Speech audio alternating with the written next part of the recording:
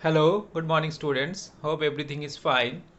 Today I am going to discuss our second part, that is unit 2, rectilinear propagation of light, pinhole camera and shadows. So one thing we should know that light travels in a straight line. It's a phenomena of light travels in a straight line. Next section we have application of rectilinear propagation of light. There are a number of everyday phenomena which are based on rectilinear propagation of light. So what are the phenomena? Number 1, formation of day and night suggests that light travels in straight lines. If this were not so, then light would have curved around the earth and there would have been sunlight during night too. That is one of the application of rectilinear propagation of light. Next is given formation of shadow. Formation of shadows, that light travels in a straight line. Formation of shadow, that light travels in a straight line. Okay, so this is another one example of rectilinear propagation of light. Next we have when the headlight of a car is switched on, the light ray appears to travel in straight line. That is one of the very common example. If we almost close our eyes and look at the burning candle flame, it appears as if it is giving out a few beams of light which are traveling in straight line. Next we have beams of light coming from the projection room in a cinema hall suggests that light travels in straight line, and light coming from smaller laser torches as used as pointer suggests that light travels in a straight line. So all these properties of light traveling a straight line is called rectilinear propagation of light. Now we'll get about pinhole camera. So in case of a pinhole camera, what is it? First we need to know that it is the earliest camera to be made. It is a very simple device which at one time was used to take photographs of stationary objects. So it was used to take photographs of stationary objects. It is a direct consequence of the rectilinear propagation of light. Nowadays it is used only scientific purposes, interest only. So this is the picture. So principle of pinhole camera, it is based on the principle that light travels in straight line. So if we are going to construct a pinhole camera, what will be the construction of the pinhole camera? I just go through it. You look at the picture, you will understand it. So it consists of a rectangular cardboard box such that its one side is made up of ground glass screen. The side opposite to ground glass screen has a hole in the middle. Yeah, see this one. The side opposite to the ground glass has a hole in the middle whose size is equal to the pinhead of a common pin. Pinhead of a common pin. So here the image is forming here. There is the inverted image. So there is the inverted image is forming here. So the box is blackened from inside so that absorb any light which fall on its wall directly or indirectly. So inside will be blackened, so it can absorb any light fallen directly or indirectly. There are some characteristics also given. What are the characteristics?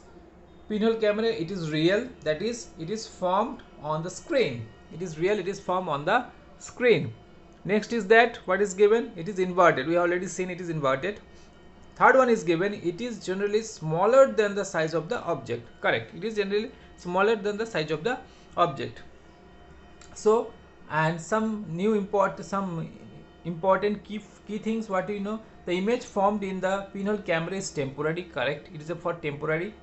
The image does not show the detail of the object. The pinhole camera cannot be used to see the motion of the moving object. So these are the important notes for us.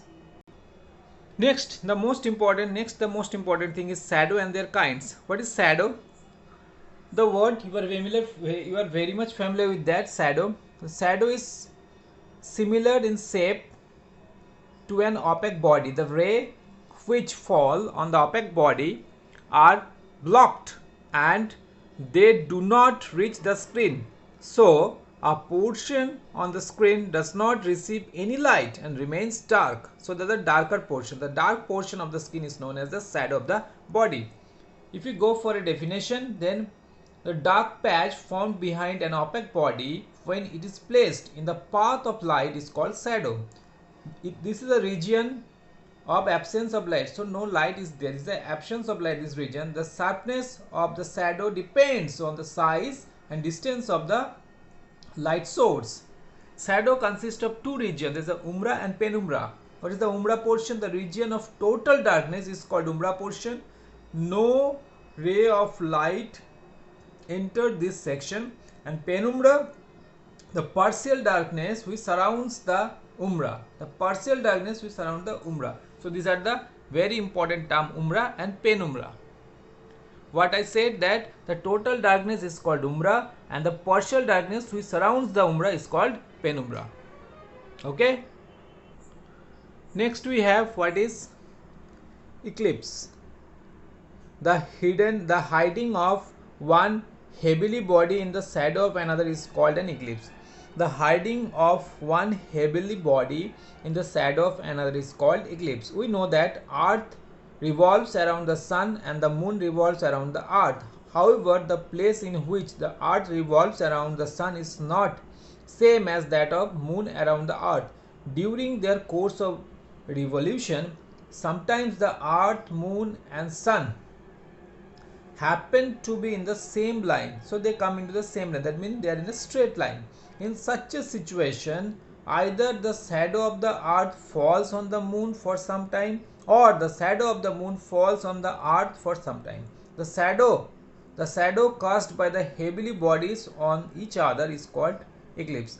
If shadow of earth fall on moon, then moon is not visible. So shadow of earth falls on moon, then moon is not visible for some time and lunar eclipse happens. Conversely, if the shadow of moon falls on the earth, then the sun is not visible for some time and solar eclipse happen. You have already familiar with these two terms, solar eclipse and lunar eclipse, and what is eclipse. I just show you the picture how lunar eclipse formed. So how lunar eclipse formed? So what happens that during the course of revolution, sun, earth and the moon happens to be in the same straight line and in the same plane such that the earth in between the sun and moon. I just show you the picture now. So these things happen. See, please go through the picture. Please see the picture. So here is the picture. So lunar eclipse and solar eclipse, these are the pictures are there. So students, this is very important thing and you have already familiar with that. So the diagram is very important, these two diagram. Now last very important thing is that is a precaution in viewing solar eclipse. We should be very careful. A few days ago we have seen a solar eclipse. So whenever you see the solar eclipse, you should be very much careful. Solar eclipse should never be seen viewed directly. It is because during solar eclipse the earth receives a very large amount of ultraviolet radiation. That is the most important thing. These radiations can burn the retina in our eye. So hence one can lose their eyesight also. So we will lose their eyesight. So never seen the solar eclipse directly. So there is a ultraviolet radiation is going on. In order to watch the solar eclipse, a plain glass should be held over the candle flame such that a thick layer of soot is formed on both its sides.